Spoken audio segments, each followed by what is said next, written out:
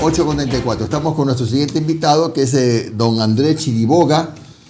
Él es, como dije hace un momento, el doctor Andrés Chiriboga, PhD, tiene como 10 títulos, Andrés. Docente e investigador económico en el Instituto de Estudios Políticos de París y uno de los directores del Observatorio de la Dolarización. Andrés, ¿qué tal? Primero pregunto si es que estamos en contacto correcto con audio y video. ¿Sí me está escuchando bien, Andrés? Hola Jimmy, muy buenos días. Perfecto. Me escucho bien. A ver, Andrés, lo primero es la impresión muy breve de lo que pasó en la Asamblea hace poquitos días. Decidieron, haciendo consideraciones de carácter constitucional, que es lo más debatido ahora, que no le daban paso al proyecto. Bueno, eso ya es un avance, es una alerta. ¿Cómo lo interpreta Andrés Chiriboga?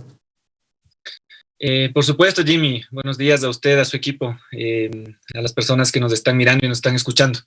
Efectivamente, sí, son clarísimas las inconstitucionalidades. Nosotros lo hemos venido alertando desde hace tiempo atrás. El Consejo de Administración de la Legislatura ha encontrado más de una decena de artículos con problema, con claras inconstitucionalidades, y nosotros habíamos advertido sobre todo dos.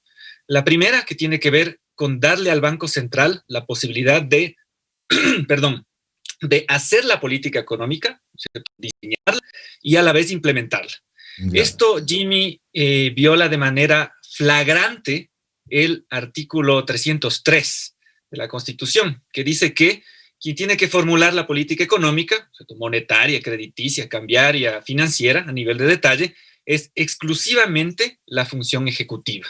Y el Banco Central lo que le toca es poner en marcha lo que le dice el Ejecutivo. Es lo que dice la Constitución.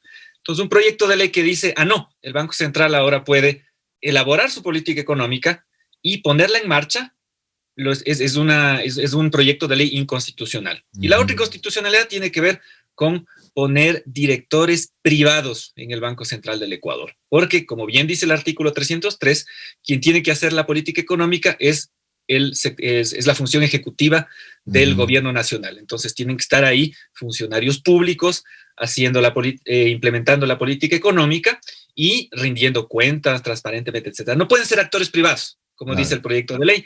Y entonces ahí la Asamblea Nacional ha hecho bien en rechazar ese proyecto. Ahora, aunque no es lo de fondo, porque ya hablaremos con más detalle de los temas de fondo, lo que hoy cuestionan muchos constitucionalistas, muchos no, pero algunos sí, es que no le correspondía o no tenía atribuciones legales, competencia el CAL para calificar la constitucionalidad o no de una norma que todavía no es ni siquiera ley de la República. Bueno, usted no es abogado, Andrés, pero debe tener seguramente algún criterio al respecto. Sí, ahí yo creo que hay que tener dos cosas a consideración y explicar bien sobre qué base toma la decisión el CAL, en este caso este órgano de la Asamblea.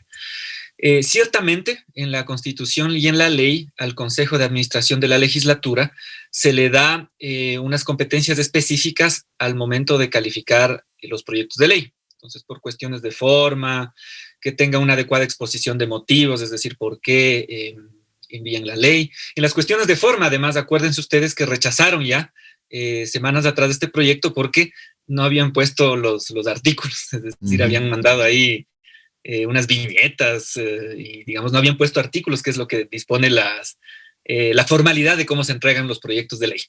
En todo caso, esto está en la ley. No obstante, lo que dice el Consejo de Administración de la Legislatura es que cualquier tipo de acto público que no esté conforme a la Constitución, a las entidades públicas, en este caso a un órgano de la función legislativa, lo que le toca es rechazarlo. Entonces ellos básicamente remiten al artículo 424 y 426 de la Constitución, que precisamente lo que dice es que todo acto de poder público que no guarde conformidad con la Constitución no tiene eficacia jurídica. Entonces ese proyecto de ley, esa disposición inconstitucional para que la trate la Asamblea, no puede tener efectos jurídicos y toda autoridad pública, en este caso estamos hablando de un grupo de asambleístas presididos por el presidente de la Asamblea, está obligado a hacer atención a la Constitución. Entonces, si les llega un acto público, incluso si es un proyecto de ley, es lo que dice el CAL, que viola la Constitución, los funcionarios públicos, en este caso las autoridades del CAL, están obligadas a decir un ratito, no, eso es inconstitucional, no me venga con ese tipo de cosas. Entonces, si bien hay normas precisas respecto a cómo funciona el CAL, lo que dicen ellos es hay una norma mucho más grande en la Constitución que obliga a los funcionarios públicos a rechazar las cosas que son inconstitucionales. Y sobre esa base ellos han rechazado, y usted bien dice, nosotros no somos juristas, hemos advertido las inconstitucionalidades y otros aspectos graves del proyecto de ley, así que más bien ahí el CAL ha tomado una buena decisión. Ahora parece que están reculando, están queriendo armar unas comisiones que yo no acabo de entender, pero en todo caso es inconstitucional y ellos como un ente del poder público pueden hacerlo, es lo que yo entiendo y así lo han justificado. Doctor, buenos días, le saludo a Omar Jaén. Hola Omar, ¿cómo estás? Doctor, ¿cómo ha estado? Mire, me voy a basar en el titular que puso Diario La Hora hace 48 horas. Dice, el correísmo bloqueó la ley de defensa de la dolarización. Se entiende, ya hay algunos analistas, entre comillas, que indican que la intención de cierta parte de la Asamblea es impedir este proyecto de ley, porque esto, si se aprueba, no permitiría, por ejemplo, en el hipotético caso de que Andrés Arauz asuma la presidencia de la República, él tiene esta propuesta de los $1.000 para 1 millón de familias, pero también se ha comprometido con alcaldes de la AME, de la Asociación de Municipalidades, de cumplir con las obligaciones que vienen siendo atrasadas en algunos casos hasta el 2017, que no les han cancelado a las alcaldías, a los GATS. El IVA, por ejemplo. El IVA, por ejemplo, que está atrasado, justamente con recursos de las reservas. Y esto también ha sido utilizado por la candidatura de Guillermo Lasso, que indica que está en riesgo los ahorros de la población, de las personas por el tema del encaje bancario. Son temas bastante complejos, pero ¿usted cree que por ahí va el asunto, que es una intención más política que macroeconómica? A ver, unos 2 comentarios con respecto a eso. Primero que nada, a mí me parece bien curioso que digan que el correísmo es el que rechazó el proyecto de ley, cuando hasta donde yo tengo conocimiento no hay ningún asambleísta de la Revolución Ciudadana o del correísmo que esté en el CAL. Más bien ha sido un rechazo de estos nuevos rivales del correísmo, ¿no es cierto? La gente que se quedó con Moreno, que es interesante. Ahora Moreno le han dejado en offside quienes lideran esta propuesta. Hay un asambleísta del BIN y los asambleístas de Creo se abstuvieron, ¿no? Que a mí me parece interesante analizarlo, porque normalmente este proyecto de ley, que está muy alineado a los intereses de la banca, está muy alineado evidentemente al programa de gobierno de su líder máximo, Guillermo Lasso. Entonces habría que leer un poco cómo es esa abstención. Capaz no quieren pelearse tampoco con algo que es una voluntad popular, me parece. Este proyecto de ley, mal llamado de defensa de la dolarización, guarda el espíritu del modelo económico del cogobierno de Guillermo Lasso con los grandes grupos el cogobierno de Guillermo Lasso, porque es casi lo mismo que Lenín Moreno, el cogobierno de Moreno con los grandes grupos económicos. Entonces ese espíritu está siendo ya en buena medida rechazado por la población ecuatoriana, que no quiere en absoluto saber nada del presidente Moreno, menos aún la continuidad de su proyecto económico. Entonces quizá por eso se asustan un poco. Entonces dicen, bueno, no, quizá lo queremos apoyar, pero mejor nos abstenemos. En todo caso, el correísmo no está representado ahí. El correísmo presentó la bancada de la Revolución Ciudadana una acción de protección, eso sí, justamente contra las inconstitucionalidades y las violaciones de derechos de los trabajadores del acuerdo con el Fondo Monetario Internacional, y parte de ese acuerdo es este proyecto de ley que está insistiendo en enviar el gobierno nacional. Entonces, sí hay un rechazo de la bancada del correísmo, pero lo que me parece interesante leer y tener en cuenta es que hay otras bancadas, hay otras fuerzas políticas que lo han rechazado. De manera, yo diría, incluso similar a lo que pasó con este mismo proyecto de ley, porque parte de estos artículos estaban empaquetados en la que nosotros le llamábamos la ley Trole 4, que querían pasar entre octubre y noviembre de 2019, y que una confluencia de fuerzas donde estaba incluso el Partido Social Cristiano, si mal no recuerdo, rechazaron ya este proyecto de ley. Digamos, ahora Cristina Reyes me parece que ha votado a favor de que se trate el proyecto de ley. Entonces, es curioso cómo van jugando los políticos, ¿no? Entonces, sí hay un componente político en la decisión, una lectura de qué es lo que está sintiendo la población, quizá algunos guiños de ojos incluso entre bancadas. Por eso les decía ahora, por un lado el CAL rechaza, pero el mismo CAL habla de una comisión donde van a tratar las inconstitucionalidades. Es una barbaridad. O sea, no, las inconstitucionales son clarísimas y en último caso, si alguien tendría que pronunciarse sobre ese tema, sería la Corte Constitucional. Por otro lado, Omar, usted preguntaba sobre el uso de recursos y cómo esto se vincula a la propuesta de Andrés Arauz. Yo creo que discutir este proyecto de ley es bien importante dentro del proceso electoral que está viviendo el Ecuador hasta el 11 de abril, porque justamente el proyecto empata muy bien con la agenda de uno de los candidatos, de Guillermo Lasso. Esto va en la línea sobre todo de restringir el uso de recursos públicos para hacer este tipo de subsidios, para pagarles las deudas a los GATS y por otro lado meter una agenda de liberalización de las tasas de interés y comisiones para poder subirlas, que es un eterno afán de la banca privada. Finalmente Guillermo Lasso es banquero y esa es la agenda de su sector. Y por otro lado está la propuesta de Andrés Arauz, donde efectivamente le ha sido muy frontal en la necesidad de utilizar este tipo de recursos de manera inmediata. De lo que he escuchado, Andrés Arauz habla de un endeudamiento responsable, de una gestión de recursos responsable, pero por supuesto si lo que quiere es dar un empujón fuerte, ¿no es cierto? Él dice en los primeros días de gobierno, una manera de hacerlo, por supuesto, es dando estos créditos del Banco Central. Ahí hay dos mentiras, si me permiten aclarar. La primera es que haciendo estos créditos desde el Banco Central a entidades públicas, en este caso podría ser los GAS, una cosa que ha hablado el candidato, ¿no es cierto? Hay 2.000 millones de dólares de deuda, con estos recursos vamos a poder saldar la deuda. La ley permite ahora, hay un par de mecanismos ahí a través de los cuales podrían inyectarle esa plata y ayudarles a los GATS con la deuda que tiene el gobierno nacional. Entonces, dos cosas dicen los analistas económicos, incluso en la propia disputa electoral, el propio Guillermo Lasso sale con un TikTok en redes sociales diciendo unas cosas que no son precisas. Entonces, la primera imprecisión es que esto afectaría los depósitos, dicen, del sistema financiero, incluso de la gente. Y eso no es verdad, porque en el Banco Central, digamos, en el balance del Banco Central, lo que hay es un depósito obligatorio que se llama las reservas mínimas de liquidez. Dentro de las reservas mínimas de liquidez está el encaje bancario. Entonces, esta es plata que obligatoriamente las entidades financieras, bancos y cooperativas tienen que dejar en el Banco Central como una protección. Y por ley, esto no se toca. Digamos, es plata que se queda ahí, no se toca. A veces baja el nivel y los bancos tienen que encajar, tienen que poner menos plata ahí, otras veces tienen que poner más plata. Esto en función del comportamiento de la economía. Pero esa plata no se toca. Entonces, si ustedes le oyen a un político, a un analista económico decir que esa plata se va a tocar, no se toca. Y la otra cosa que hay que entender es que no es toda la plata de los depositantes que está en el Banco Central, pues eso es una tontería. El propio Guillermo Lasso dice, ¿no es cierto?, 3 de cada 7 dólares están depositados. Primero, no son 3 de cada 10 dólares, perdón, es la mitad. Y en segundo lugar, si es 1.5 o $1 por cada 10 dólares de los depositantes que están en el Banco Central, en realidad en manos de los banqueros está 9 de cada 10 dólares. Entonces, si alguien realmente está gestionando los recursos del público, sigue siendo la banca privada, sigue siendo las cooperativas. Entonces, esa es una primera cosa que hay que aclarar. Y la otra, Alondra, le doy paso a la pregunta que tiene, es el comportamiento de las reservas internacionales, que es importante aclararle a la población.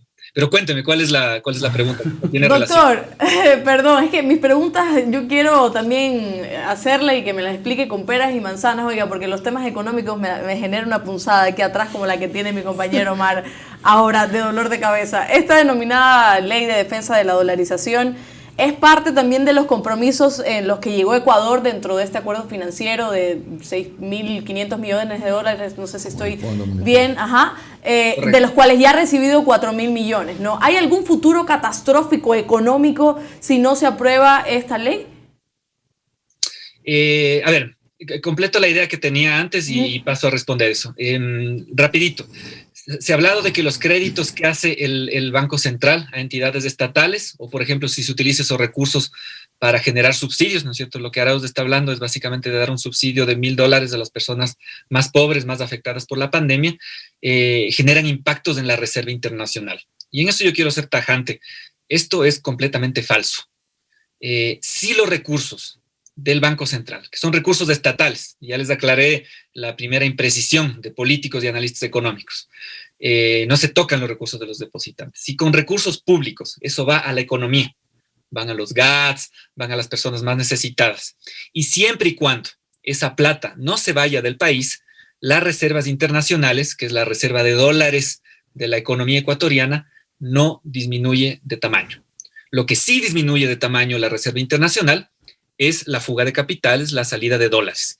Y eso en buena medida, quienes más sacan dólares de la economía son las grandes entidades del sistema financiero y los grupos económicos más pudientes del país. Entonces eso hay que tenerlo clarísimo, ¿cierto? La reserva internacional solo se afecta, solo baja de nivel cuando la plata se va de la economía. Luego está también la demanda de dólares internas en menor medida, cuando se necesita plata en efectivo para que estén en los cajeros, ahí también hay reducción de los niveles de la reserva internacional, pero es sobre todo la salida de dinero la que afecta la reserva internacional. Respecto al acuerdo, Alondra, efectivamente es un compromiso, está ligado al tercer desembolso. 2 grandes desembolsos ya se hicieron el año pasado, entonces esa plata ya la tiene el Estado, ya la está usando, de hecho, ¿no es cierto? Subió la reserva internacional y de nuevo ha empezado a bajar un poco por pagos al exterior que seguramente habrán tenido que hacer. Y el tercer pago, digamos, el tercer desembolso es de $400 millones que está para abril. Lo coherente que debería hacer el gobierno, incluso al inicio el ministro Pozo hablaba de esto, decía, bueno, hemos llegado hasta acá y estamos en un proceso de transición política, no vamos a enviar la ley. Luego reculan y ahora hablan de que vamos a insistir las veces que sea en enviar la ley. Lo que el gobierno debería decirle al Fondo Monetario Internacional es, miren, hay un proceso de transición, justamente estamos en él, va a haber un nuevo gobierno, podría ser el gobierno de Lazo, el gobierno de Arauz. Entonces, los próximos pasos de este acuerdo, ustedes tendrían que hablar con un nuevo gobierno. Deberían haber normalmente las posibilidades de renegociar este tipo de cosas, ¿no es cierto? Que el desembolso no se caiga, vinculado a otras condiciones, y permitir que haya un proceso de renegociación con el Fondo Monetario Internacional en el siguiente gobierno. En transiciones políticas en otros países ya ha sucedido. Por ejemplo, en Argentina existía el crédito más grande de la historia del FMI, fue con el gobierno del presidente Macri. Eso lo están auditando ahora, incluso hay auditorías ciudadanas, y el gobierno del presidente Alberto Fernández está en un proceso de negociación con el Fondo Monetario Internacional para tener un crédito diferente, con algunas condiciones bien interesantes que, por ejemplo, nosotros no tenemos, que es buscar los mecanismos para protegerle al país, en este caso a la Argentina, contra la fuga de capitales, contra la salida de divisas. Nuestro acuerdo, el que tenemos con el Fondo Monetario Internacional, más bien, como ustedes ven, hace todo lo contrario. El proyecto de ley lo que hace es facilita la salida de capitales, algo que no hemos hablado, pero en otra ocasión lo conversamos ya con Jimmy y con Omar. Es totalmente contrario a lo que está el Fondo Monetario Internacional negociando con Argentina, y es totalmente contrario a las declaraciones públicas que hace la directora gerente del Fondo Monetario Internacional, que lo que dice es, digamos, hay que cuidar que no se fuguen los recursos, y sobre todo es el momento en que los bancos centrales y los gobiernos de los países le pongan plata a la recuperación económica. Solo así los países van a sacar un poco la cabeza del agua en que se encuentran afectados por esta crisis económica y sanitaria que estamos viviendo. Entonces yo veo posibilidades de que si el próximo gobierno, sea cual sea, quiere renegociar los términos del acuerdo, yo creo que hay cierta coherencia, hay cierta disponibilidad, predisposición en el Fondo Monetario Internacional, y podrían hacerlo. El próximo desembolso no necesariamente tendría que caerse. Ahora, con Guillermo Lasso las cosas no cambiarían. Evidentemente él está cómodo con el acuerdo, está cómodo con esta ley que no protege la dolarización, sino la pone en peligro, protege los dólares de los banqueros que quieren que sus dólares sobre todo estén fuera de la economía del país. Y en el caso que sea el candidato Arauz quien gane, él tendrá que hacer una negociación con el fondo. Es de conocimiento público que ha hecho acercamientos ya con el Fondo Monetario Internacional, ha tenido una gira por los Estados Unidos, ha tenido, viendo un poco los indicadores del comportamiento de los mercados internacionales, el comportamiento de la deuda, de los indicadores respecto a la deuda ecuatoriana han reaccionado bien, digamos, de ese encuentro. Entonces yo pienso que si es que él fuera el ganador, los mercados van a reaccionar bien y el Fondo Monetario Internacional seguramente estará dispuesto a renegociar ciertas condiciones. No son tampoco tan terribles. A mí me parece el acuerdo que está vigente con el fondo, del Ecuador con el fondo, más bien es un viejo acuerdo de los años 90, cuando el Fondo Monetario Internacional está tratando ya un poco de lavarse la cara y hacer las cosas diferentes. Gracias. Ojalá más bien, efectivamente eso pase en las próximas semanas y meses, porque es necesario. Las condiciones de ese acuerdo no son nada buenas para el país. Ojalá ellos también reconsideren y cambien de posición. Voy a buscar su número para hacerle las 3.500 preguntas también que le tengo, porque esas explicaciones son bastante fuertes, hay que analizarlas, ¿no? Bueno, muchas Sí, gracias. Alondra, con muchísimo gusto. Gracias, Andrés Chiriboga, PhD Andrés Chiriboga del Observatorio de la Dolarización. Que tengas buen día, Andrés.